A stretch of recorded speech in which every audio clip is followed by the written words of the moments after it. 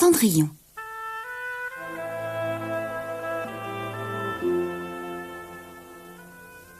Il était une fois une belle et douce jeune fille qui ne connaissait guère le bonheur. La pauvre enfant avait perdu tour à tour sa mère puis son père. Avant de mourir, ce dernier s'était remarié. Mais les noces étaient à peine faites que la belle-mère montra qu'elle était aussi orgueilleuse que méchante. Quant à ses deux filles, elles ne valaient guère mieux. La belle-mère et ses deux filles ne pouvaient souffrir les qualités de la jeune fille et avaient décidé d'en faire leur servante. Du matin au soir, c'était elle qui lavait le sol et faisait les lits, nettoyait les vitres et vidait les cendres de la cheminée. Et c'est pour cette raison que ses belles-sœurs l'avaient surnommée Cendrillon. Un jour, le fils du roi donna un bal et y invita toutes les personnalités du royaume. Quel branle-bas dans la maison! La mégère et ses deux filles ne savaient où donner de la tête. Quelle toilette porterait l'une, quels souliers porterait l'autre. La pauvre Cendrillon supportait tout avec patience. Elle conseilla sa belle-mère et ses sœurs et s'offrit même à les coiffer. Pendant qu'elle les aidait, celles-ci se moquèrent d'elle. « Et toi, Cendrillon, voudrais-tu aller au bal ?» lui demandèrent-elles. « Hélas, vous vous moquez de moi, je n'ai pas été invitée, » répondit tristement Cendrillon. « Heureusement, on rirait bien en voyant une Cendrillon aller au bal. » Une autre que Cendrillon les aurait coiffées de travers pour se venger. Mais elle était bonne et les coiffa parfaitement. Le grand jour arriva enfin. Ces dames avaient le nez poudré comme des guimauves et des perruques hautes comme des pièces montées. Elles portaient des robes couvertes de tant de dentelles, de volants et de rubans qu'elles eurent grand-peine à se hisser dans leur carrosse. Lorsqu'elle ne les vit plus, Cendrillon se mit à pleurer de chagrin. Soudain, un éclair illumina la pièce. Les flammes des chandelles vacillèrent, l'escalier grinça, et sa marraine, qui était une fée, lui apparut. Elle se pencha doucement sur la jeune fille et murmura « Pourquoi pleures-tu ainsi, mon enfant ?»« Je voudrais tant aller au bal !» soupira Cendrillon. « Eh bien, tu iras, ne te désole pas. Mais le temps presse. Sèche tes larmes et au travail. Cours au jardin, rassemble 4 petites souris, 2 gros lézards, ainsi qu'une citrouille. Va vite, je te rejoins. » Quoique fort surprise, Cendrillon obéit. En quelques minutes, elle avait tout réuni. Elle ne les avait pas plus tôt apportés que sa marraine agita sa baguette magique et hop! La citrouille devint carrosse d'argent. Les petites souris, chevaux fringants. Et les lézards se transformèrent en 2 laquais en livrée de velours. L'un d'eux s'assit immédiatement à la place du cocher et l'autre invita Cendrillon à monter dans le carrosse. « Mais comment pourrais-je aller au bal avec mes vilains habits ?» s'exclama-t-elle.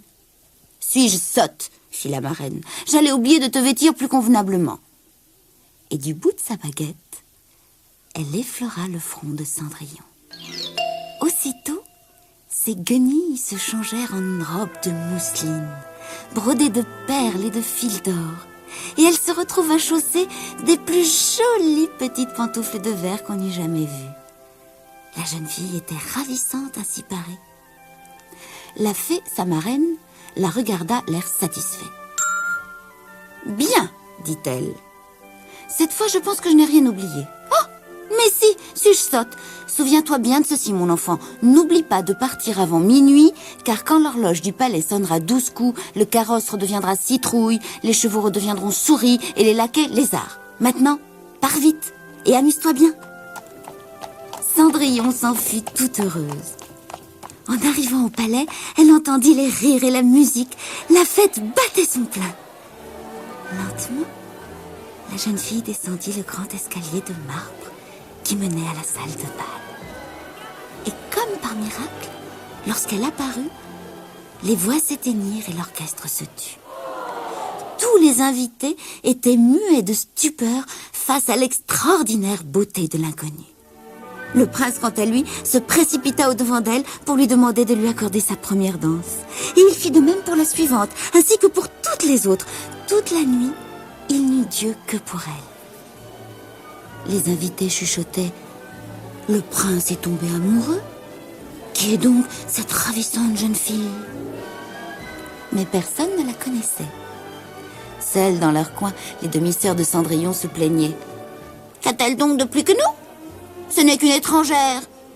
Le prince ferait mieux de danser avec nous. Il ne s'occupe que d'elle. » Cendrillon, elle, passa la plus belle soirée de sa vie.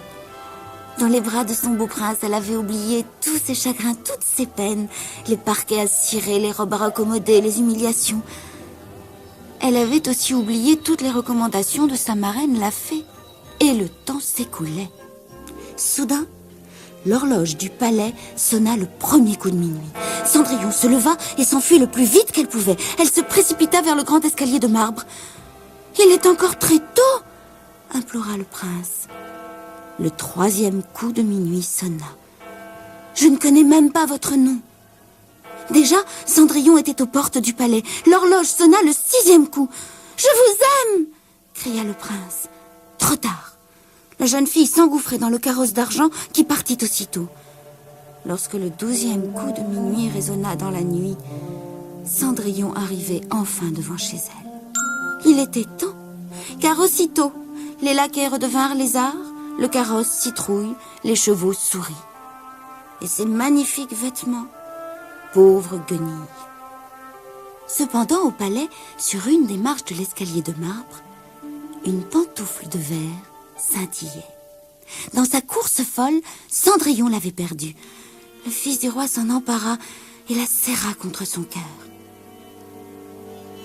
Quelques heures plus tard, Cendrillon fut éveillée par les cris des 3 mégères qui rentraient au logis.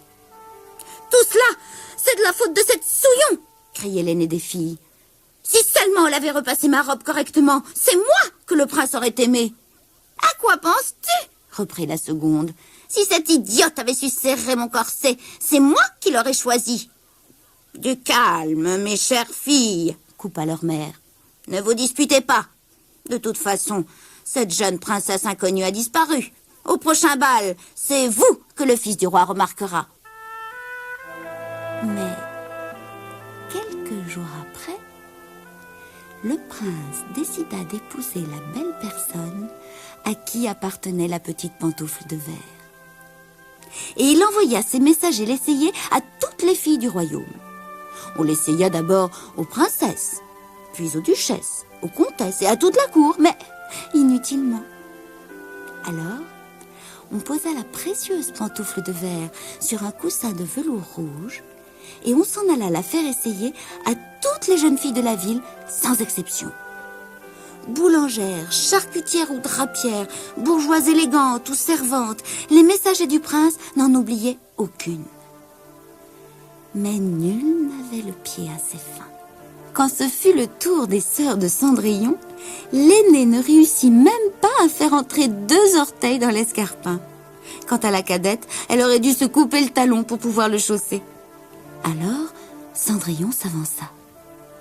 « Peut-être pourrais-je aussi l'essayer ?»« Certes, fit le messager du prince, j'ai ordre de n'oublier aucune jeune fille du pays. »« Mais ce n'est qu'une souillon !» s'écrièrent ses sœurs. « Elle est sale, stupide, et elle n'est pas allée au bal. »« Peu importe, rétorqua le brave homme. Les ordres sont les ordres. Mademoiselle, si vous voulez bien. » Et sans difficulté, son joli petit pied se glissa dans la pantoufle. Au même instant, sa marraine, la fée, apparut dans la pièce. Elle caressa la jeune fille du bout de sa baguette magique et hop, ses guenilles se changèrent à nouveau en une robe de bal magnifique, tandis que la seconde pantoufle venait chausser son pied nu. Aucun doute, Cendrillon était l'éblouissante princesse de la fête. Confuses et honteuses, ces vilaines sœurs se jetèrent à ses pieds pour implorer son pardon. Et malgré tout leur mauvais traitement, la bonne Cendrillon leur pardonna. Peu après, elle épousa son prince, dans l'allégresse générale. Tous louaient la grâce de la jeune fille et le merveilleux amour que se portaient les nouveaux époux. Ce furent de grandes réjouissances dans tout le pays, et Cendrillon et le fils du roi vécurent ensuite heureux pendant très, très longtemps.